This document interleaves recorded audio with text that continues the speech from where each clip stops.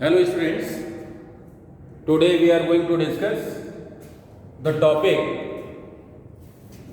rolling of a body without sliding over an inclined plane. हमने एक inclined plane लिया हुआ है.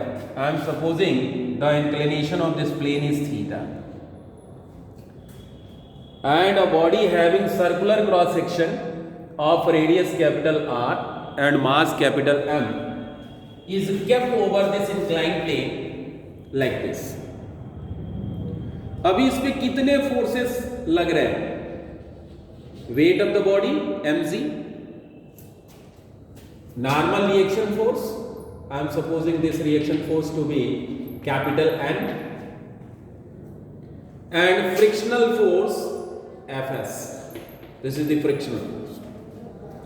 ये फोर्सेस इस पे लग रहे हैं. अभी अगर हम देखें, इस mg के दो कंपोनेंट होंगे. ये एंगल थीटा होगा, ये हो जाएगा mg cos थीटा, और ये कंपोनेंट होगा mg sin theta. mg sin theta के कारण ये बॉडी लीनियर मोशन में होगी, आगे की तरफ चलेगी, और इसलिए इसमें एक एक्सीलरेशन भी होगा.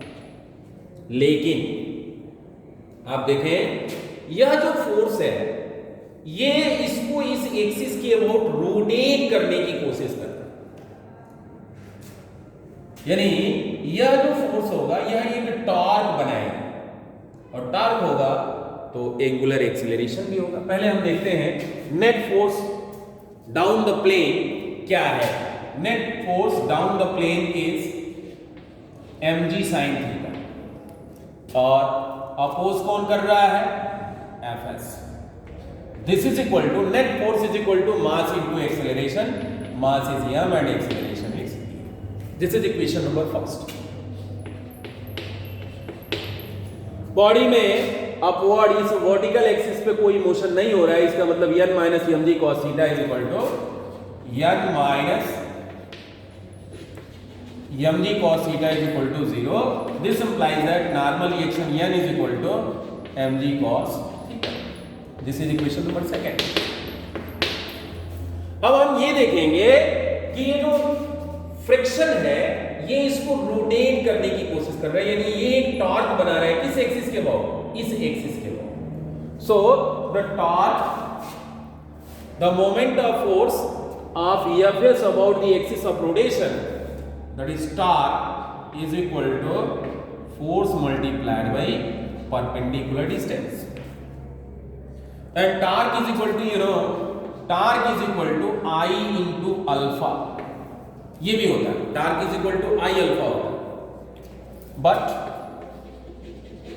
but acceleration A is equal to R alpha. ये फार्मूला हम पहले से जानते हैं. Relation between linear acceleration and angular acceleration. E is equal to R alpha होता है, तो अल्फा इज इक्वल टू क्या हो जाएगा? A upon r. This implies that Fs r is equal to I a upon r, and this implies that Fs is equal to I a upon equation number 3. Fs is equal to I a upon are square. इसको हम place करते हैं इसमें. जब इसमें हम place करेंगे तो हम क्या लिख पाएंगे? So from first what we may write? mg sin theta minus I a upon are square is equal to ma. अब इसको जो है हम एक साइड में लिखते हैं, ये हो जाएगा mg sin theta is equal to m plus I upon are square whole multiplied by a. Means acceleration A is equal to mg sin theta upon m plus I upon are square. ये formula हमको acceleration A is equal to mg sin theta upon m plus I upon are square. अब हम ये भी जानते हैं कि radius of direction यदि k हो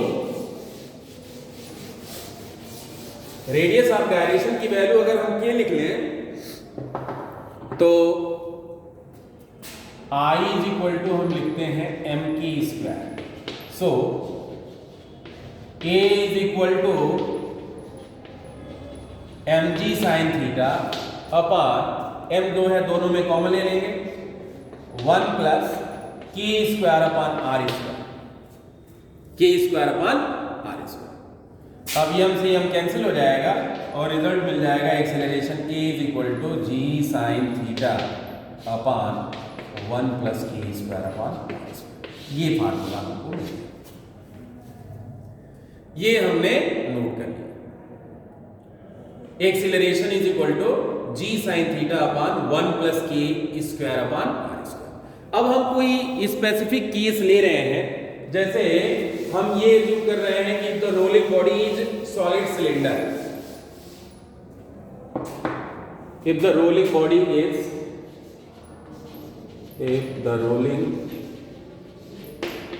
body is a solid cylinder, solid cylinder है तो उस केस में I इज इक्वल टू क्या होता है? सिलेंडर के केस में 1/2 mr square. Moment of inertia cylinder की उसकी एक्सिस के अबाउट 1/2 mr स्क्वायर होती है और यही m के स्क्वायर भी है। तो यहां से हम देखेंगे k square upon are square is equal to क्या हो जाएगा? 1/2। यम m कैंसिल हो जाएगा, के square by r square is equal to 1/2। तो एक्सीलरेशन की वैल्यू कितनी हो जाएगी? A is equal to g sine theta upon 1 plus 1/2, ये हो जाएगा 3/2 और जब ऊपर ले जाएंगे तो ये हो जाएगा 2/3 जी साइन। यानी जो एक्सीलरेशन है इस केस में, रोलिंग विदाउट स्लाइडिंग के केस में, वो सिर्फ अगर स्लाइडिंग होती तो उसका एक्सीलरेशन जी साइन थीटा होता, और रोलिंग के साथ स्लाइडिंग हो रही है।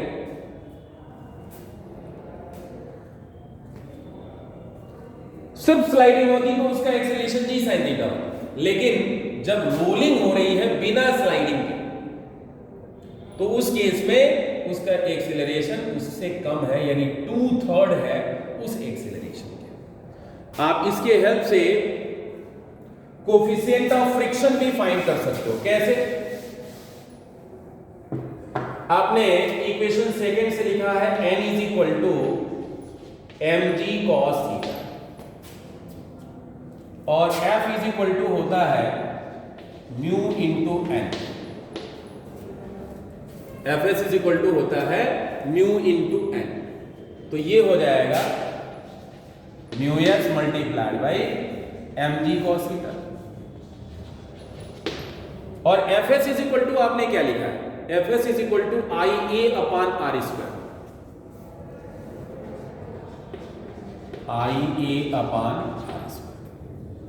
और एक्सीलरेशन की वैल्यू भी हमने लिखी हुई, इसको हम क्या लिख सकते हैं? Mu s mg cos theta is equal to I is equal to होता है mk square into A upon are square. Acceleration की वैल्यू प्लेस कर लीजिए, ये हो जाएगा mu s mg cos theta, इसको हम लिख देंगे m whole multiplied by k square upon are square. और a की वैल्यू क्या है? a is equal to g sine theta upon 1 plus k square upon are square. K square by r square से ऊपर नीचे डिवाइड कर दीजिए, तो ये क्या मिल जाएगा? ये हो जाएगा म्यू एस, इसमें mg कैंसिल हो गया और ये tan theta mu s is equal to tan theta, और ये जब नीचे आएगा तो ये हो जाएगा 1 प्लस आर स्क्वायर बाई। यानी जो हमारा ये केस था जिसमें हमको k square by r square is equal to 1/2 मिला हुआ था, इसी में ये 2 हो जाएगा, यानी 1/3 tan थीटा होगा। ये वैल्यू हो जाएगी 1/3 tan theta. Coefficient of friction rolling without sliding के लिए ये कोफिशिएंट ऑफ फ्रिक्शन होना चाहिए। थैंक्स।